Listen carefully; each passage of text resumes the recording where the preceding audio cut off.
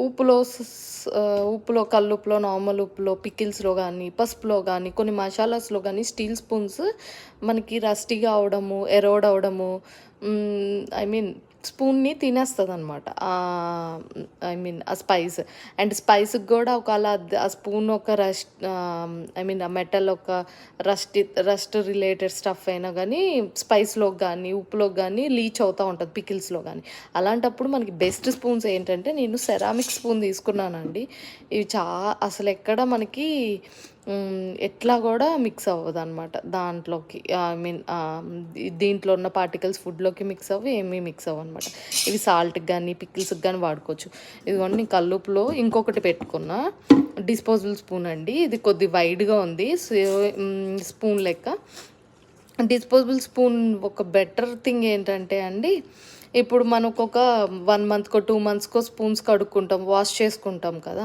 అలాంటప్పుడు ఇలా disposable spoons కడగాల్సిన అవసరం లేదండి. ఎందుకంటే మనకి తక్కువ ప్రైస్‌కే ఎక్కువొస్తాయి కదా! అన్నిట్లోనూ పెట్టేసుకోవచ్చు.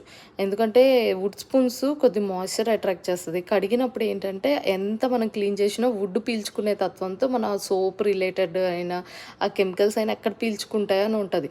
సో, ఇలా డిస్పోజబుల్ స్పూన్స్ అనుకోండి మనం ఎవ్రీడే క్లీన్ చేయం కదండీ! రెగ్యులర్‌గా మంత్‌కొకసారో ఎప్పుడైతే అన్నీ క్లీన్ చేసుకుంటామో పండగలప్పుడు అట్లాంటప్పుడు కడగకుండా పడేయొచ్చనమాట. ఇదిగోండి నేను వూడో అనే ఒక బ్రాండ్ నుంచి ఇవి ప్యూర్ వుడ్ అండి.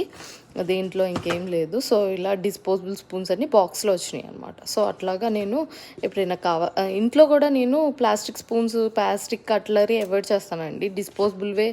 డిస్పోజబుల్‌లో గూడా నేను వుడ్‌వి వాడతాను. అంటే నేను ఎక్కువ డిస్పోజబుల్ వాడతా అని చెప్పట్లేదు. డిస్పోజబుల్ వచ్చినప్పుడు దాంట్లో గూడా ఎన్విరాన్మెంట్ ఫ్రెండ్లీది ఇట్లాంటివి ప్యూర్ రిలేటెడ్ ఏవి మిక్స్ అవ్వనివి ఉంటాయి కొన్ని బ్రాండ్స్. దీనికి విత్ డబ్బా వచ్చింది. సో, నేను ఇంకో దాంట్లో స్టోర్ చేసుకునే పని లేకుండా వచ్చిందనమాట. Thank you.